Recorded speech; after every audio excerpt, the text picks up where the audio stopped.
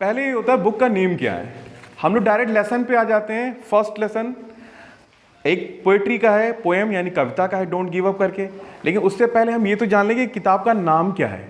Name बदला है, पहले रेनबो होता था, इंद्रधनुष, अब ये है पेटल्स। क्या नाम है? पेटल्स जो होता है वो पंखुड़ी को कहते हैं।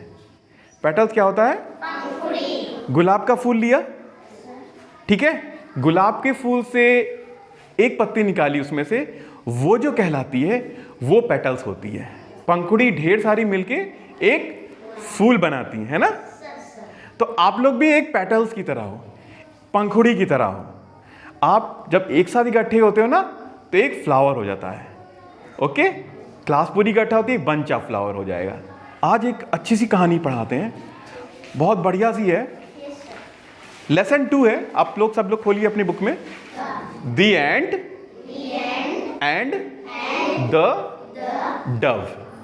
पहले तो पाठ का नाम ही जान लें कि है क्या। ये किसी चीज में सीधे नहीं उतरते हैं, पहले पाठ का नाम जाना, उससे बहुत कुछ पता चलता है कि उस पाठ में है क्या। एंट माने होती है चींटी। क्या होती है? चींटी। देखा, मिल जाती है ना, हर गांव में होती है, हर जगह मिलती है। थोड़ा चीनी डाल दो, चींटी आ जाती है। क्लास में भी दिख जाती है? शायद धरती पे सबसे छोटा जानवर कोई है तो चींटी है। डव माने बताएगा कोई? किसी ने बोला कबूतर। गलत नहीं है, आपका अपनी जगह पे है। कबूतर की इंग्लिश होती है पिजन। क्या होती है? PIGEON। हम एक चीज जब सीखते हैं तो उससे कई चीजें सीखनी चाहिए। जब पिजन हम करेंगे तो वो होगा कबूतर। डव उसी परिवार का है, लेकिन डव जो है वो फाख्ता पक्षी होता है। फाख्ता देखा है? फाख्ता कबूतर की ही तरह होता है। पिजन होगा आपका कबूतर, कबूतर की ही तरह होता है, और डव जो होगा वो फाख्ता पक्षी है। इसका नाम आ गया the ant and the Dove. चींटी और डव, फाख्ता की कहानी, दोस्ती पे कहानी है। कैसे क्या है थोड़ा देखते हैं, इस पे प्रकाश डालते हैं।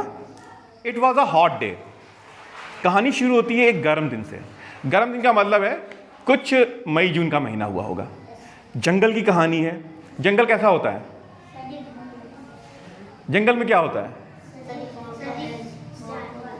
जानवर होते हैं, ढेर सारे पेड़ होते हैं, नदी होते हैं। तो ये जंगल में की ही एक कहानी है।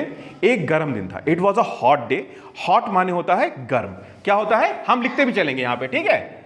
जो भी कठिन शब्दार्थ है वो हम लिखते चलेंगे यहाँ पे। A little ant was very thirsty.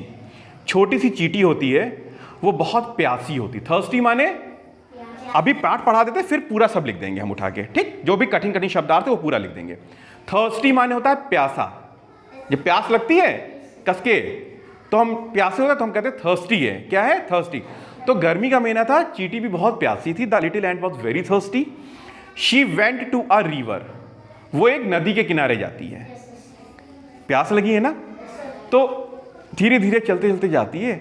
एक वहीं पे नदी बह रही होती, पेड़ होते हैं, पेड़ के पास में नदी बह रही होती, नदी के पास जाती। भाई हैंडपंप से तो पानी बहे, पानी मतलब पिएगी नहीं, क्यों? हैंडपंप से पानी तो पिएगी नहीं, निकाल के कहां चला पाएगी बेचारी वो। तो अब वो नदी के पास गई। अभी यहाँ पे ड्रॉ कर देंगे कि स्केच टाइप का है हल्का सा, ताकि तुम लोगों को अच्छे समझ में आ जाए। इस तरीके का होता है। चींटी आती है यहाँ पे पानी पीने के लिए, चींटी गिर पड़ती है और वो चिल्लाने लगती है बचाओ बचाओ। अब नन्ही चींटी, अब भाई गिर भी पड़ेगी तो मर नहीं जाएगी वो, है। अब जीवन पे जब आ जाता है तो कोई भी चाहे जैसा इंसान है वो चिल्लाएगा, मदद मांगेगा। आप इतने बड़े जंगल में उसकी मदद कौन करे? वो चिल्ला रही होती है। फिर क्या होता है? A dove was sitting in a tree. एक फाख्ता पक्षी, ये देखो यहां बैठा है, ठीक है। ये नीचे नदी होती है और यहां पे डव फाख्ता पक्षी बैठा होता है, पेड़ पे बैठा होता है। अब पेड़ है तो पत्तियां भी तो होनी लाजमी है, पत्तियां भी होती हैं। फिर क्या करता है?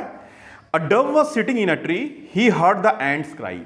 वो चींटी की रुलाई, चींटी की आवाज सुनता है कि चींटी मदद चाह रही है। चींटी गिर पड़ी है नदी में और डूब रही है, ठीक है। The Dove dropped a big leaf into the water. क्या करता है? अब वो उस जिस पेड़ पे बैठा है एक पत्ती लेता है, पत्ती नीचे फेंक दी पानी में। अब पानी में जब आएगी तो तैरेगी ना, वो चींटी उसी पे कूद के बैठ गई, जैसा कि हमने चित्र में थोड़ा सा बना दिया। स्पष्ट उतना नहीं, लेकिन समझने के लिए, कहानी समझने के लिए, तारतम्य में बैठाने के लिए काफी है। समझ में आ रहा है हल्का सा, ठीक है। अब क्या होता है?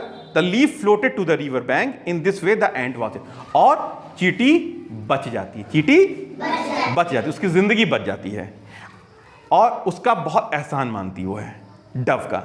After some time the ant saw a hunter, hunter माने होता है शिकारी, जंगल के पास में कोई गांव होगा, वो शिकार करने आता है, कहां, जंगल में आता है। ऊपर डाल में कहीं झरोखे में इस तरीके से एक डव, कबूतर नहीं, फाख्ता, डव, पिजन माने कबूतर, डव माने फाख्ता, ओके, कि एक फाख्ता पक्षी बैठा है पेड़ों के झुरमुट में, शिकारी की नजर है भाई, पैनी नजर है ना, अब वो देख लेता है, उसने कहा यार सुबह से तो हमें कुछ नहीं मिला है, एक फाख्ता पक्षी मिला, मेरा नाश्ता हो गया। अब वो क्या करता है, अपना धनुष बाण निकालता है, एरो माने तीर, बो माने धनुष, ओके, एरो माने तीर, बो माने धनुष।